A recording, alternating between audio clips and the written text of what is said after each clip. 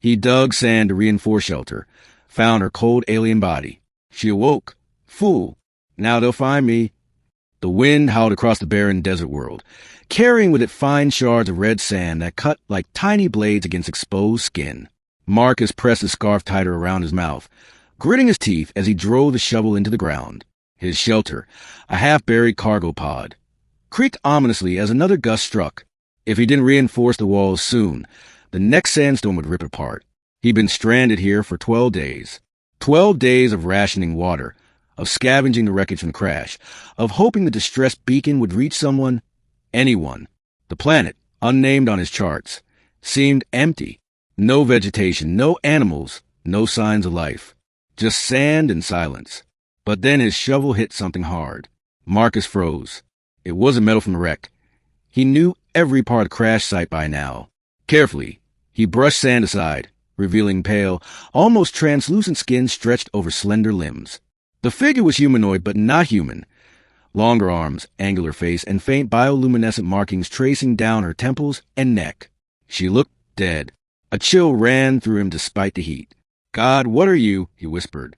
Against all logic, he dug faster. He cleared her chest, her face. When his fingers brushed her cheek, it was ice cold.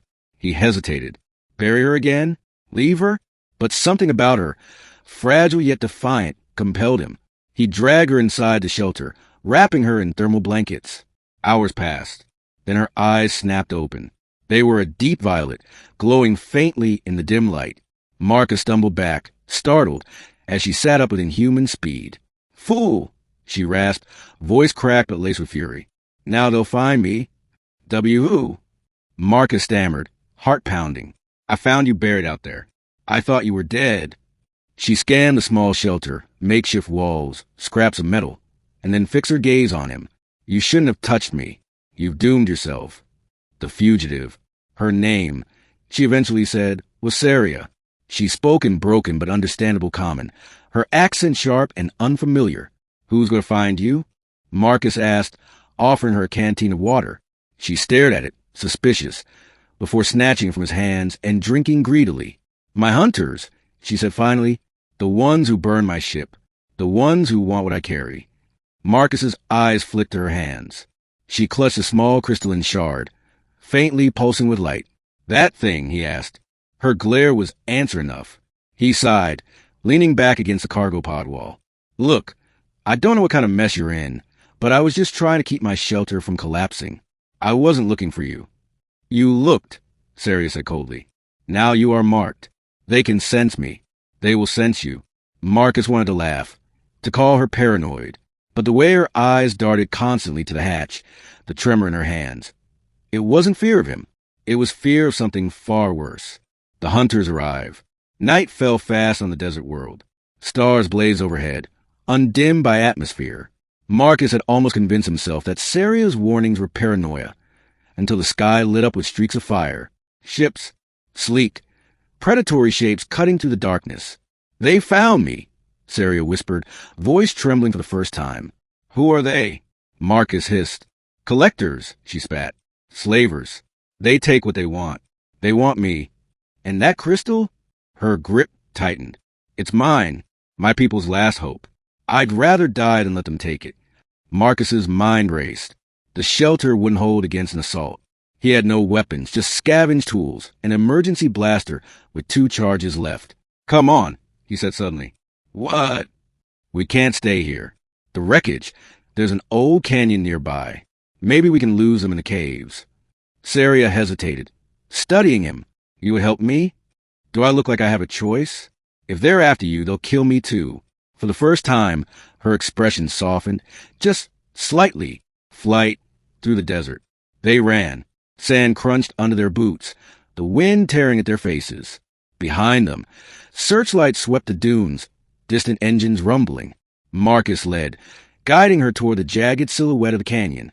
He could feel her presence behind him, silent but unervingly graceful, despite her exhaustion. "Why were you buried?" he panted as they ran. "Hiding," she said between breaths. "Stasis to preserve life. I thought I would be forgotten. Safe. Guess I ruined that plan." Her eyes flicked toward him, anger and something else flickering in her gaze. You ruined everything, she muttered. They reached the canyon just as the first searchlight passed overhead. Marcus dragged Saria into a narrow crevice, pulling scraps of debris over the entrance. The roar of engines grew louder, closer, until dust rained down from the cliff walls. Then silence. Marcus barely breathed. He could feel Saria's heartbeat through the closeness of the cramped space, fast, frantic. He looked at her and saw fear again, but also determination. They won't stop, she whispered. Not until they have me. Then we don't let them. The fight, they didn't make it far. A spotlight caught them as they tried to flee deeper into the canyon, blinding white against red stone. Voices shouted in an alien tongue. Figures dropped from hovering skiffs, tall, armored, insectoid shapes with jagged weapons. Marcus raised his blaster. Stay behind me.